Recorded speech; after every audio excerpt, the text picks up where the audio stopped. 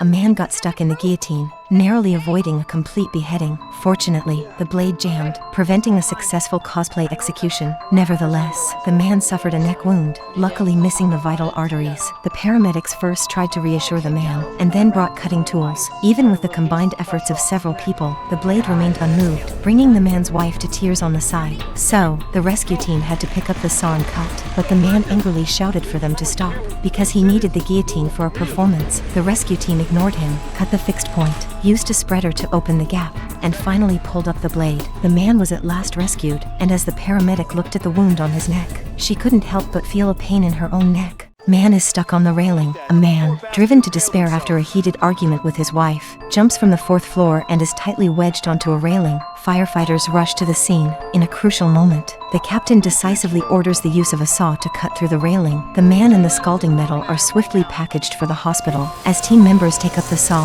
the railing grows hotter with each cut. Desperation sets in, dousing the searing metal with water to cool it down. With the last bar successfully severed, the man is temporarily rescued and smoothly placed onto a stretcher. As they approach the ambulance, the man goes into fibrillation. Urgency sets in. Defibrillation is imperative.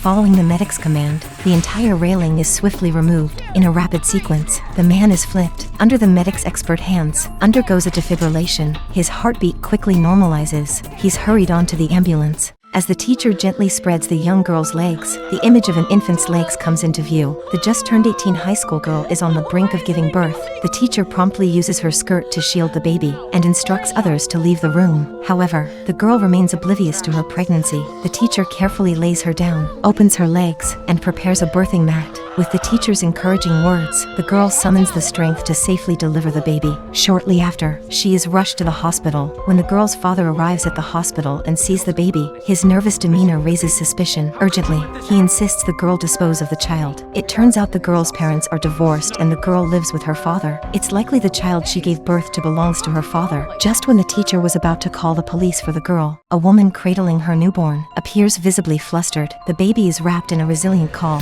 Firefighters quickly step in to assist, needing to free the baby for immediate breathing. To their surprise, the amniotic sac proves to be remarkably tough. With a swift incision, accompanied by the opening of the amniotic sac, murky fluid spills onto the floor. At this moment, the firefighters are tirelessly working to rescue the baby. They use tools to clear the infant's airway and proceed to cut the umbilical cord. Finally, the baby exhibits faint signs of breathing, but urgent medical attention is essential. Upon reaching the hospital, the baby is found to be unharmed. However, the firefighters are puzzled to discover the woman completely indifferent to the well-being of the baby beside her. Even the child's grandmother is absent from the hospital. It turns out the girl's mother is furious because the girl's boyfriend disappeared just before the delivery. Honey, I already had one baby girl and she was more than enough trouble for me. I want nothing to do with that one. A man's head is wedged firmly against the windshield, convulsing in pain. As a firefighter ascends the car roof to stabilize his head, the man's agitated lips hint at an unseen struggle inside the vehicle. Huh? Keith! Keith, is that your name? No! Help, Keith!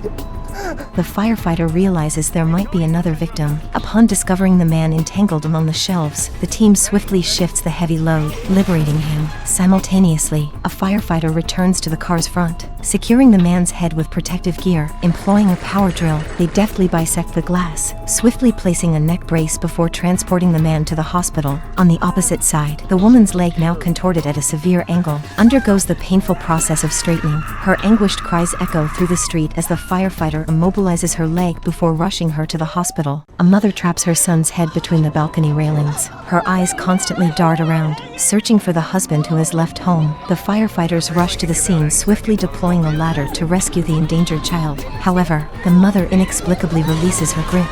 Fortunately, the rescuers act swiftly. Armed with a chainsaw, they carefully prepare to cut through the rails. Amidst the collective anticipation, the barrier is finally severed, and the boy is successfully freed. Yet, when the firefighters intend to take the child to the hospital, the mother vehemently refuses. It emerges that the mother, in a desperate bid for her husband's attention, routinely subjected her son to abuse. In the end, authorities step in, transporting the boy to a social welfare institution for his safety. A man with a light bulb stuck in his mouth. No matter how hard he tries, he can't seem to extract it. It turned out they were just decorating the Christmas tree. To free up his hands for other tasks, the man casually placed the light bulb in his mouth. Despite his best efforts, the light bulb remains firmly lodged. The firefighters attempt to use pliers, but the light bulb's smooth surface poses a challenge in finding a grip. Switching to suction cups, they gesture and try to locate a gap without success. After enduring this ordeal for quite some time, the man's patience wears thin. In a moment of determination, she swiftly moves behind him, embracing his abdomen.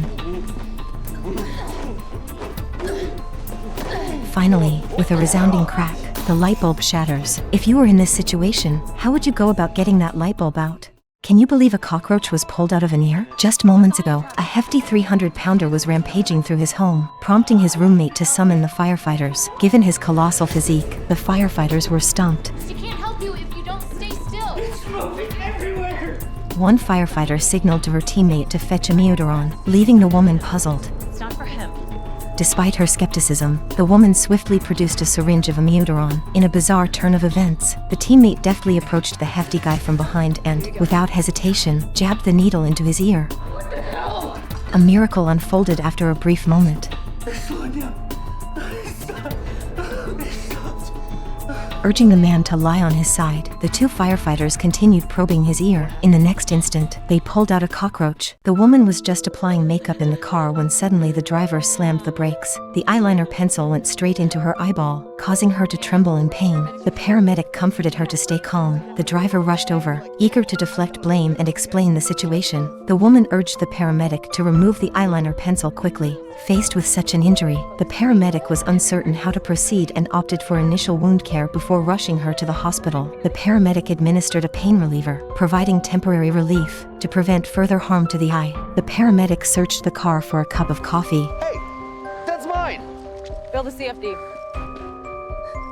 After disinfecting, they carefully secured the eyeliner pencil in place using the cup and then wrapped it with gauze to complete the dressing. Ambulance. Kathleen, can you walk? I think so. Okay, slowly. Step. Go. The girl's tongue swelled crazily, which left her best friend in shock at first glance. Her friend asked what she had consumed. Suspecting almond milk in her coffee had triggered an allergic reaction, she urgently inquired if the cafe had any adrenaline, and they indeed had it. She grabbed it and administered it by injecting it into the girl's thigh. Surprisingly, the girl's symptoms didn't improve. Instead, her tongue continued to swell, making it difficult for her to breathe. In a state of panic, the woman called 911. The operator, based on her description, concluded it wasn't an allergy but rather facial swelling due to stress. Meanwhile, the girl went into shock. Time was needed for the rescue team to arrive, so the operator guided the friend over the phone, instructing her to use a spoon to press down on the swollen tongue and insert a straw into the throat. Despite diligently following these instructions, the girl still couldn't regain her breath. A nearby man who witnessed the situation stepped in. He pinched her face firmly, inducing a sensation of pain. Finally, the girl regained consciousness, just as the rescue team arrived at the scene.